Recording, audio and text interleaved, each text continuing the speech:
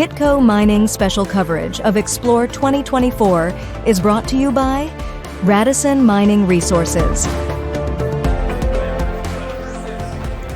Welcome back to Xplor 2024 in Montreal. I'm Ernest Hoffman for Kitco Mining. Joining me now is Michael Gentile, of course, founding partner of Bastion Asset Management. You're on several boards of several mining companies and, of course, a mining investor. So let's begin with the metals. We've heard from the company perspective from several people at this conference, and I'd really like to get just to start kind of with the market, because the market is driving, especially gold, is driving a lot of the sentiment. Maybe not a lot of the activity at this stage, but a lot of the sentiment has turned, and gold is a big part of that. Silver more recently. So we've seen a major run up in gold prices in the last year. We're up about 35% year to date, almost 40% over the last 12 months. So this is great news for mining companies. It's great news for gold investors. But a lot of people are potentially worried that they've missed the move, and they're wondering maybe how much could be left for gold in this bull cycle. So what are your feelings on where we're at in gold prices? You know, we're kind of approaching 2,800. Yeah. Well, what a difference a year makes. I remember sitting at the same table a year ago with you. I think gold was between $1,650 and $1,750 at the time. So we're probably up about $1,000 an ounce since we last sat down here only a year ago. And I remember last year the sentiment was pretty dire, both in terms of the commodity and for the stocks. We've seen a powerful move, Ernest, in terms of the gold price, obviously going up $1,000 an ounce. But the sentiment for juniors remains pretty subdued still, which to me is an amazing opportunity. We were talking a bit earlier before but you're starting to see all the right signs that would indicate that this rally is going to broaden out. So the seniors are starting to rally, the mid-cap producers are starting to rally, the single asset producers are starting to rally, and most importantly for the junior sector is the development assets like the Skeena resources of the world are starting to rally as well. So that the last stage of the rally to really broaden out is that broader retail participation and the participation from the juniors who are still trading at very depressed levels. I don't get the sense, having followed the commodities for 25 years, that we're in the euphoria stage. I was in a presentation this morning on a panel. I've never seen a commodity making new all-time highs like gold is now. And the level of apathy is still very, very high among institutional investors. Many of these stocks are still below their old highs from COVID. Many of them are, generalist interest is very low. Financings are still very subdued. So we're not at that stage where it's party time and everyone's talking about it, and that's typically the end of the cycle. I think there's still a lot of wall of worry to overcome. And the valuations of gold stocks versus the S&P 500 are like 70-year lows. That's just like 1960 have we seen this valuation discrepancy. So if you look at gold on an absolute basis, equities, what they're pricing in, and relative to the market, we're still starting from extremely low levels. So last year I was really bullish on gold. This year I'm really bullish on the equities, starting to outperform gold for the first time in many years. We could talk about why. But I think there's a real opportunity for the equities to start leading versus the gold price, which has been happening the last year and a half, let's say. That's right. And this is also, gold also tends to lead silver prices. Yeah. So last year we were talking and the silver people were silver people were waiting for gold and the gold people were waiting for the move. Yeah. Now, obviously we've seen the move in gold. Just to get a sense from you, where do you think we are in terms of that move, the market price of gold, before we look at silver? How much do you think we're, what is it, 70% of the potential gains? Where do you think we're topping out? I don't want to hold you to a time frame, but how much upside do you think is left in gold? A lot of that's going to depend on where politics go in the next couple of years. So I think gold's been driven the last year and a half, let's say, or 2 years by reinserting itself in the monetary supply. So you're seeing these central banks from emerging market countries saying, we don't really have a lot of confidence in the US dollar anymore. We want to diversify our foreign currency reserves, so 65% US dollar, something way lower than that. And not having faith in other fiat currencies as well, you're starting to see big buying of central banks. That's what's driven the gold price the last 2-3 years for a very large degree, because the paper markets, the US investor markets have not been there supporting gold at all. In fact, only until very recently. They've been sellers, right? This last quarter is the first positive flow we've seen in years in gold ETFs, right? So if you have a view that the fiscal irresponsibility is going to continue and deficits are still going to be spiraling out of control globally, I think that trade is going to be on. If you see a major pivot, let's say back to the right, where austerity and cost cutting and trying to increase productivity and lower government spending, that could put a bit of a headwind on gold prices. But I don't really see that happening anywhere in the world, maybe except for like a Trump Elon Musk ticket in the US potentially could introduce that too, but that's a long way away from potentially happening. So I still think there's a big backdrop for gold prices continue to do very, very well. But like I said, to me, the real opportunity is in the equities, who are still pricing in the junior sector, to me, $1,500 gold, and the producers are probably pricing in $1,800 to $2,000 gold, where the gold price is $2,800. So gold price can go flat to down from here, and you can still have massive moves in these equities. They're going to play a catch-up trade. The free cash flow that these producers are generating now is massive. We were sharing tidbit. Agnico Eagle just based on my math, is generating more than $50 million of free cash flow per day at current gold prices. That's the market cap of 3 juniors per day in free cash flow. So the wealth the seniors are creating in this market environment is eventually going to trickle down to the juniors. And they are a depleting commodity, right? They decline their reserves or decline every single year. If you don't buy new reserves or find new reserves, if you're Agnico or a bigger senior producer, your business is in jeopardy. So the buy versus build argument is also going to come into play. So gold, I think it's flat to up from here with a strong base support of kind of recycling and monetary supply. Silver, I think to me, I always said it's poor man's gold. So when gold makes new all-time highs and starts to capture the imagination of the mainstream retail investors, that's when silver typically does well. So I've been pretty cautious on silver the last couple of years until I really saw gold asserting itself. Now we're starting to see, with gold making new all-time highs, a little bit of broadening of interest in the sector. That's when silver typically does well. And when silver moves, it has explosive moves, right? Because it's a much smaller commodity, and a little bit of money in that sector can drive it much, much higher. So I think silver is going to play a bit of catch-up here, whereas gold will remain well supported, and both equities are trading at very attractive valuations, whether it be a gold equity or silver equities, a lot of value here for the market. And you mentioned the central bank gold purchases. Do you think that the market has really digested the length of time? So central banks aren't getting into gold because the price is going up. If anything, that's not to their advantage at all. They're getting into gold because this is a long-term strategy. This is at least a decade, probably more, of them slowly reducing treasury holdings, increasing gold holdings. Do you think that the market? So it's being treated a lot as, the move was supporting this, but it was a kind of a steady move. Now gold is taking off. Now we have a lot. Exactly. Yeah. But do you think that the market has fully priced in the floor that this represents, that this is going to be steady buying for years? So even after investors pivot away from gold and back to something else, not necessarily because there's another hot thing, AI takes off again, whatever. Do you see that as a rising floor? Do you see that as just a floor that's going to kind of maintain gold at these levels? Or do you see that as a steadily rising floor regardless of what the broader market? It's a great question. So if you look back the last 40, 50 years, the central banks have either been net sellers or not buying gold, right? So it's a great point that you bring up, right? That physical bid. And you're right, the central banks, they say central bank XYZ, I'm at 8% of gold at FX reserves. I want to be at 15% in 10 years. And it's a robo buying, it's a long-term decision. They're not a hedge fund, they're not an investor like you and I who goes, gold's too expensive today, I'm not going to buy. They have their plan in place to diversify their FX reserves. They're going to buy gold whether it's 1,800 or 2,800. Do they buy a little bit less, a little bit more, depending on price? Yes, but like you said, it's a long-term plan. If you look at the price decks for the average big banks that run NAV calculations on the gold sector, they're still running with $1,800, $1,900 gold, even though gold is 2,800. And that's the part I think they're missing, is in the past you have these wild swings. Financial buyers, hedge funds are buying gold, ETFs, the gold price goes up. They sell, gold price goes down. It's a great point that you bring up, that physical bid is going to put an increasing floor every single year on the price of gold, and therefore the price decks the banks have to use should be structurally higher. And if you run those price decks, I've done it with my own math, the net asset value of these stocks explode like 2, 3, 4, 500% higher. So once that filters into the bank price decks, you're going to see, that's why I said the gold equity should play a lot of catch up here, and they are missing that element of physical demand. It's no longer a whipsaw market driven by financial players. There's a major physical bid in the market, and as you know, the physical supply of gold is limited, right? So when you have constant buying of physical gold in the market month to month, that soaks up much of the financial buyer's impact. And if they start buying like they are now, the gold price explodes higher. If they're sellers, there's a physical bid to soak that up. So probably less volatility. And that's what we've been seeing since this started, and this is what people are puzzling. Yeah, and the equity guys are still thinking it's the old paradigm.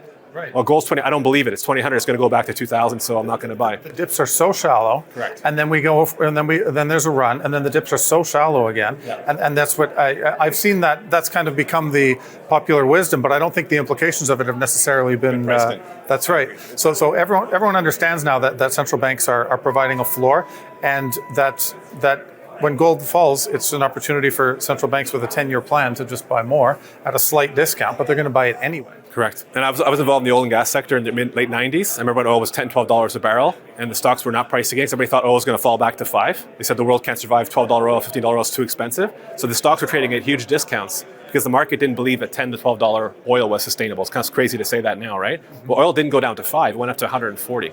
So not only did the stocks start pricing in 12, they started pricing at the top when oil was 120. They're pricing at 130, 140, $150 a barrel. So when you're starting life where your stocks are pricing in a commodity half of where it is today, and your outlook is flat to up from here, there's a huge catch-up trade to go there. And the free cash flow these companies are generating, that's going to be the big light's going to shine on the whole sector, where the generalist investors go, wow, there's real businesses here, earning a great return on capital, generating huge amounts of free cash flow, in an economic environment where every other industry is starting to slow down or roll over. On a relative basis, the gold producers are getting better and better in terms of fundamentals, while the rest of the market is softening. So that's a nice rotation trade you're going to see too, coming out of more traditional sectors into the precious metal sector.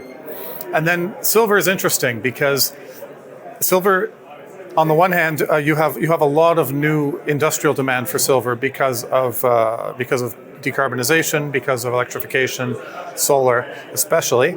But you also have the potential for remonetization, or at least for, silver as a monetary metal is getting a little bit interesting, not just for investors, but there is this idea that some people are going to want to hold silver. So, to what degree could we expect a potential rising floor for silver prices? First of all, they're benefiting from things gold isn't, which is, this is again a multi-decade build-out for solar, for electrification, but also, and we'll talk about copper in that context as well, but also just that this demand is only going to be increasing. So we've been predicting this massive supply deficit. It hasn't really been reflected in silver prices yet, even though this has been a few years that people have been saying, look, we're going into a massive supply deficit, demand's only going up, do the math. Well, how do you do the math on that front? Because do you see the potential for a similar, not exactly like the central bank move, but do you see the potential for a rising floor under silver prices driven by this increasing industrial demand on the one hand, and the potential for monetary or investment demand in the medium and long term? So let's go back to your point on gold, and I use it to segue. Gold is reinserting itself into the monetary supply globally. At central banks, we talked about that. There's a physical bid that was present in gold the last few years that's not present before. Now, the difference between gold and silver in my mind is that if you want to diversify your foreign currency reserves and you want to move hundreds of billions or trillions of dollars out of US dollars into another currency, which is gold, you can't really do that in silver. So step one is gold becomes money again, and the central banks are telling you gold is money, and therefore the price of gold is being revalued higher to reflect the massive amount of paper money we've printed the last 15 years. So it's a catch up on gold. Silver doesn't have that reality. I don't see central banks going out and buying silver to stock in vaults because they can't get enough dollar value to make the foreign currency reserve rotation justifiable. Where it does become money, if the money is going mainstream globally in terms of central banks, if it goes to the average retail investor who now agrees gold is money, I've got to protect myself against massive money printing and the value of fiat currency declining.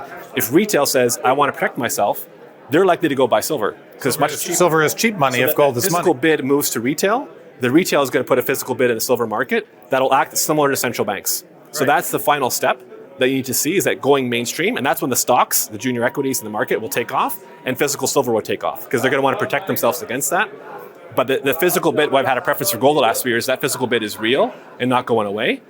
If you see it going mainstream and everyone wants to protect themselves using precious metals, silver will do really well, and that physical element will be there, which has been present, on top of the supply-demand stuff you're talking about, solar and all that shortage of supply on the physical side. So silver's a bit of a hybrid metal. Some days it's a physical metal like copper. Other days it's monetary metal. For silver investors, they really want silver to reassert itself as a monetary metal. That'll be great days for silver investors. It's cyclical, right? It's going to be interesting. And to what degree do you see the Costco? Obviously, the Costco story. We're all very. It's interesting, but how significant is it? Do you see it as kind of the thin edge of the wedge of the average investor, and even in a way, the average consumer becoming interested in holding precious metals? Because the silver demand that you're describing, which is at the very retail level, first of all, it's more likely to start in Asia than it is in, say, North America and Europe. But we're already seeing this retail bid, physical retail interest in gold, and Costco's announced now they're going to be doing others. They're going into platinum. They have silver. So, do you see this as the beginning of that? Do you see this as just a kind of a Costco move and it's interesting? Or do you see this as Costco getting ahead of what could be a massive retail growth market? Well, Costco are the best retailers in the world, so they've got really good indications of what retail is thinking, so I think it's a very positive thing. If you look at China, India, you look at Germany, why do Germans own so much physical gold, right? They lived through a hyperinflationary environment prior to World War II, where they learned when the value of paper money disappears, the only way to protect yourself is physical assets. So they have that history there. China and India have a long history of gold preserving their wealth, generational wealth for their families. I think what's happened with the cryptocurrency mania that we had And with the hyperinflationary period we saw in the US, a whole generation of investors, thankfully for us as precious metals investors, have been educated on how destructive inflation can be. We went through a 50-year period where inflation did nothing but go down. So a whole generation of people grew up saying inflation is not an issue. In the last 3-4 years, people are feeling it in their pocketbooks. It's expensive to go to a restaurant. It's too expensive to rent a house. It's too expensive to sustain yourself financially. So they're feeling it in their pocketbooks. They're seeing the value of their paper money dissipate, and life's getting harder and harder. And so and cryptocurrencies have taught people that fiat money versus hard money, there's a big difference there. So you've educated investors on the value of hard assets, and people are feeling the inflationary damages to their pocketbooks. So yes, I do think that Costco is the first tip of the sword of people going, I got to protect myself. Because every year my dollar goes less and less far. How do I protect myself? I can buy physical gold. And I think the more that goes mainstream, the more people have access to it, the more physical gold demand will have. On top of that, physical bank buying, which central bank we've seen is going to be a permanent fixture in the market. So yeah, I do think it's a very positive sign. And I think accessing precious metals is difficult for investors. You guys do it with Kitco, but it's hard for investors to access it. So the more opportunities they have to do it, the more you're going to be able to see that physical demand expressed with concrete dollars. All right, and then how does copper fit into this equation? So we have gold, the monetary metal, the precious metal. We have silver kind of straddling the two worlds. Copper is technology. Copper is electrification. Copper is definitely a very big part of any of these massive industrial build-outs that we've seen. It's also a very big part of the electrification of the grid, of EVs, of solar. So, but copper prices, they're not as bad as, I took a look at them because, it tends to be, especially in the context of gold and then silver more recently, copper is doing okay over the last 12 months. It's not as bad as some people make it out to be. But where do you think copper is in this kind of lag between gold to silver and then copper really being an industrial metal and dependent on projections of these kinds of build-outs? Yeah, I don't think copper is going to have an opportunity to participate in that kind of copper is money type argument, but I do really love the supply-demand dynamics of copper looking 10 to 15 years out. I'd say in the short term, we've had a slowing US economy, we've had a slowing Western economies, we've had a major slowdown in China, which has been a major headwind for copper, right? So copper is really going to be a traditional base metal economy supply-demand. So we have a massively short supply situation for copper going out 10 years. In the short term, it's how's the economy doing month to month. That drives a short-term supply surplus or deficit. That's going to drive the copper price. But you're right. If you look at look what oil's doing. Look at previous slowdowns in the economy. You would assume copper would be $2.50, $3, but it's been firmly above $4 for the last year, right? So that tells you the market's slowly starting to price in the long-term supply shortages that we're going to have. But to me, the short-term driver for copper is going to be how's China's economy, how's it going to turn around, and what happens in the US in terms of the economic acceleration or deceleration that we're going to see in the next year to two. So there, I'm a little bit more cautious. I like projects that have copper and gold together because gold becomes a very nice sweetener for these copper projects. I love the long-term outlook, and I think we need much higher copper prices, like $5, $6 copper prices minimum, to justify new capital builds to fill that supply deficit we have in the future. So it's a bit more of a trading metal, I guess. Short-term it's been more volatile, but long-term fundamentals are excellent. And if I get an opportunity to buy it on a discount, I'm very happy to do it because the supply picture is very, very good there. Right, and that's a very, very steady supply picture in terms of everything we're already planning to build, everything fully priced in that we need to be building and that we're fully committed to building is going to need a lot of copper. And by the way, everything we've built in the last 5 years has gone massively over budget. So the cost per pound to add new copper production is understated in my view, and that's why $4 copper, when you run the IRRs of these projects, capital divided by return, it doesn't work. And all the major mining companies are telling you that. That's why all the major mining companies are buying producing copper assets, because they'd rather buy cash flow now than sanction their growth projects, because the returns and the risk associated with building a project at $4 copper with cost overruns, delays in permitting is not there. So you need to send a much higher copper price, or we're going to have to rationalize demand. So you have to pivot away from EVs or have governments, rationalizing their support for the industry, because it doesn't work. If you run the numbers 10 years out, we are massively short copper. So we either need higher prices or we got to pivot on our EV strategy. It's not going to work without it. Okay. So then let's drill down into the equities a little bit. So we understand what's happening in terms of the moving, the metals, what's moving, what's kind of dragging it up, what could potentially overshoot, what's short-term versus long-term.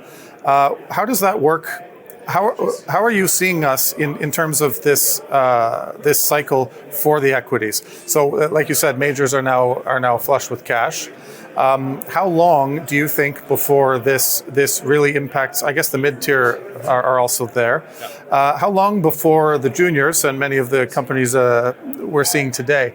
How long before they're essentially forced to invest in the juniors. So you've gone through a period where the majors have done very little exploration, spent very little on new projects. So their cupboards are essentially bare. And you're starting to see it very encouragingly. You saw Filo Mining get taken out. You saw Cisco Mining got taken out. We saw Rio Tinto do major exits in the lithium space. So I think we're getting quickly to a point where the company's generating a lot of free cash flow. Their stock prices have recovered, so they have better currency to do deals. And now they're going to go to their teams and go, we have to do something. Are we going to build or are we going to buy? And building in the exploration space, I often do the maths. I'm heavily invested in the junior exploration sector, as you know. You can go and buy gold resources today at $5, $10, $15, $20 an ounce. Or you can task your team at one of these major mining companies to go find something new. And if you add all the cost of their G&A and their geology team and the cost of dry holes or missing deposits or not finding anything, you're probably talking $80 to $100 an ounce discovery costs all in by the time you find a deposit that's worthwhile. So you can go find it, take 5 years to drill it out and spend $80, $100 all in, or you can go buy it for $15 to $20 an ounce in the ground. I think that's a pretty easy discussion and decision for the senior mining companies to make. And now that they have the cash flow to do it, and the equity prices remain so depressed today, it's a no-brainer, right, for them to do it. So I think you're going to start to see a lot of M&A. We're seeing all the senior projects, the very advanced ones that are a year or two away from permitting, getting snapped up. So that cupboard's almost completely bare. So now you got to move down cap. You got to move down to the PEA stage projects and the resource stage projects. And by buying those, you can jump ahead 5 years versus doing grassroots exploration. And it's a very low cost. So I think we're going to see a major M&A cycle. Either the market's going to correct it with the equities rallying to better levels where they can finance themselves and move their projects forward, or you're going to start to see a wave of acquisitions. So like a Nico Eagle doing $50 million of free cash flow a day, they could buy a junior every day in the month of November and still have a clean balance sheet at the end of the month.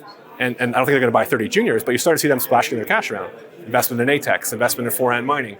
I think more and more seniors are going to start to do that in order to have a pipeline of projects to keep them in business 20 years from now. And I know nobody likes being held to time frames, but you're one of the people who's best positioned to at least float something out there. So when do you think, so you're giving some kind of leading examples of majors that are taking a stake or that are showing signs, but like you said, they could afford to do it every day, every month. And when do you think it's going to become a kind of a positive cycle where they're essentially competing with one another for the better junior stakes? So another interesting tidbit for me is you read the circular, Goldfields bought Cisco, right? And Goldfields is a 50-50 JV partner with Cisco already. So in the eyes of myself and other sophisticated investors, the logical buyer for the other 50% of that asset was always Goldfields. The perception on the street was it's a captive asset because most major mining companies want to own 100%. They don't want to do a 50-50 JV with their mining company. So Goldfields came in and paid a 70% cash premium for Cisco Mining. We said, why the heck are you doing that if you're the logical and only buyer? If you read through the circular, there was 2 or 3 other bidders in the room that wanted to buy just the 50% stake in Goldfields. So that tells you, even though Goldfields was the logical and likely only buyer of that asset, other major mining companies were willing to come in as a 50-50 partner just to get a piece of that asset in a good jurisdiction and close to production, right? So you're already seeing it. And what happens is once one company does M&A and their stock doesn't go down and the market applauds them or cheers them on, all the others are waiting in the wings to do that. And that was a nice tell for me that other companies were in the data room. If they're looking at Cisco, they're looking at a lot of other things. That's why you're starting to see more tension. You're starting to see very high cash premiums, which is indicative of competitive processes. And so I think it's already started. I see it on my juniors when I'm working with them. The corporate interest in my juniors has never been higher. They're kicking the tires with good questions. They're coming prepared to meetings. Sometimes you go to a conference and the corporate development guy or girl, it's their job to kick the tires. So they're kicking the tires, but they don't want to buy the car. This year I've changed the tone. They're kicking the tires, come with a list of 20 questions. They're ready to do something. And the level of engagement is much higher. The selection process. Right, exactly. So once you see a few M&A deals in the junior space, that's getting permission for other seniors to do it, and all the stocks will rise on the back of that. You saw the developers all take off like rockets when Cisco Mining got taken off, because all the other developers that were less said, okay, we're going to get revalued higher.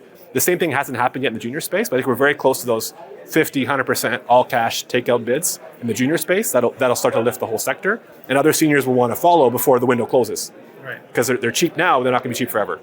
Okay. And then so 2025, do you think that's the year that this process you're describing, like, are we in the middle of that process by the end of 2025? Barring some major event that dislocates the gold price or dislocates the global economy, I think we're already seeing it happen. We're seeing the M&A pick up. Yes, I think it's good. Last year I was here saying gold price has to go up. The sentiment is so negative. I'm here today saying that we're going to start to see the gun's been fired, the starting line's off, and they're going to start to see a lot more M&A down cap. And not just merger of equals we saw in the seniors, but buying of junior resource projects. Because again, it's so much cheaper to buy than build. To me, as an economic-minded person, it makes no sense not to do it. And once that happens, all the other juniors will start to lift, and you'll start to see a much better participation by retail in the sector going forward. Okay, and then this is something I wanted to ask you about, because you're one of the people who's uniquely positioned to think about this. How do you value? Because what you're describing is a process of many of the people at these majors haven't done this in a little while. They're going to get back into this space. They're going to be looking at a lot of competing claims. They're going to be looking at a lot of management teams. How do you value junior mining companies from the perspective of someone who is willing to go there when the majors aren't necessarily, and who presumably has taken some lumps in terms of learned some lessons by getting in early and dealing with companies that are not quite there yet? So what are the keys for you for getting into the junior space? It's a great question. So I've spent 25 years institutionally managing money for larger institution pension plans, and there I was always investing money in cash flowing, mid-senior producers. So I've kind of learned how they think. I've also seen over 25 years the kind of mines that get built. So even though I'm making an investment in a $5 million market cap junior, even if it only has 5 drill holes in a deposit, or maybe not even have a resource yet, I'm already thinking, does this project have the attributes to be a mine one day? So to a certain degree, I'm thinking like a senior. Does it have good grade? Does it have scale, good jurisdiction? Does it have a good management team? All those attributes that will make the project potentially economic one day. So when I look at them and say, even if it's early on, I want to say, does it have a chance to be a mine? And then if it has a chance to be a mine, well, what's it going to cost to drill it out? And what's it going to cost infrastructure-wise to put into production? And you take that capital cost, look at the gold price, look at the acquisition cost. Again, is it cheaper for a major to buy the ounces, put the capital in the ground to be producing gold? And what's the margin left from it at the end of the day? It's a very simplistic kind of mental calculation, but that gives you a good indication of what you're able to pay per ounce in the ground. To give you an example, stock XYZ trading at $10 an ounce in the ground today. Can you afford to pay $100 an ounce for the resource? Put $1,100 per ounce as a resource into capital to develop the mine, you're still left with $1,500, $1,600 of margin in today's gold price. So the price you're willing to pay for the ounces in the ground today is a direct function of how much it's going to cost to bring it to production. So I'm always thinking like a senior, thinking like an owner, not just a renter of these stocks. And I can tell you right now that build versus buy argument, the buy argument is very, very powerful. But you've got to be in the projects that the majors believe could be a mine. There's no red flags, there's no showstopper that's going to prevent it from going into production one day. And if you're well positioned, you're patient, and you preserve the capital structure through the downturns, the returns will be there for the rest of the other side of the rainbow. Okay, and then you seem to be describing a situation where there is no scenario where a major would find it attractive to build versus buy. What's the other side of that? Do you see scenarios? What is the scenario? Just for my own, I'm just curious. Yeah. Under what circumstances would a major just go into that space and go after? So build their own. I would say brownfield projects are obviously very favorable. So if you're a major, what you're going to do is you're going to, let's say a mine's producing 200,000 ounces a year currently, and they've got excess mill capacity and you've got exploration upside. Well, the logical thing is to leverage that mill as much as you can and go from 200,000 ounces to 400,000 ounces without putting additional significant capex in the ground. So the majors will exhaust all of their brownfield development opportunities for sure. They're also going to look for near mine opportunities. So I have a very strong preference when I invest to find deposits that are close to existing infrastructure already. So the mill is already out of the question. Those are going to be prime takeout candidates, because building a new mill in northern Quebec or a new mill in Ontario or Africa, anywhere, it's very capital intensive. So you're going to exhaust anything close to mill first. Once the mill is full and you've got enough resource to keep that mine open 15, 20 years, then you got to go more greenfield. So definitely they're going to want to do brownfield first. But I'm telling you, when I look at these companies, their brownfield opportunities are limited, and their depletion every year of the reserves is pretty extensive. So they're going to be out of options pretty soon and forced to fill the pipeline with greenfield opportunities. But they've got to be in favorable jurisdictions where they can earn a good return. That's going to be the key differentiator for them. Okay. And then you've already mentioned, obviously, 2025 looks like a very good year for M&A, for the juniors potentially. Or very likely. What else are you focused on for 2025? What are some opportunities, and what are also some risks? Because it sounds like a very sunny scenario right now, and we have reason to believe that it is. I mean, we were here a year ago. You've obviously been in this space for a long time. But what are some of the risks? It sounds like we have a rising floor under. We have at least a long-term, very, very positive scenario for industrial metals like copper. We have a rising floor under gold. We have multiple drivers that are going to be helping silver. Where do you see the risks here on the metals front and potentially in the equities? And what are some of the opportunities that we haven't really addressed for the coming year? Yeah, so I think a lot of our macro discussion has been on the medium to long term, right? Say like the next 2 to 10 years, we have a very positive backdrop for demand in gold. If you recall in 2008, right, if you have a major market dislocation, like a global financial crisis or a major stock market crash, gold equities are stocks first, right? So if the stock market's in free fall, we have a major crash, it would actually increase the positivity for the sector going forward because you need central bank intervention, more money printing. But in the short term, these stocks are all going to go down. So if you're worried about a major market meltdown, like the S&P 500 or the tech sector rolling over, in the short term, it would be negative for gold equity. So I'm not here to say that come any scenario, gold stocks are going to do well. If that happens, it'd be very negative. And like I said, a major political shift, which goes from deficit spending, printing money nonstop 24/7 to more of a fiscal austerity, fiscal responsibility, that could put a dent in the price of gold. So those are two things you want to look out for. But besides those two things, where the valuations are today, where the gold price is in our discussion, this sector is probably the best risk reward I see in the market. I look at all sectors in my professional endeavors here. It's probably the best risk reward you can have in the market right now. So I would say major market dislocation or major change in the political landscape that puts austerity on the table would be the two things that would dislocate the market, in my opinion. Okay. Well, thank you very much for joining us today. It's been we covered a lot of ground, and I think there's a lot of value there. Thanks a lot. We enjoyed it. Thank you.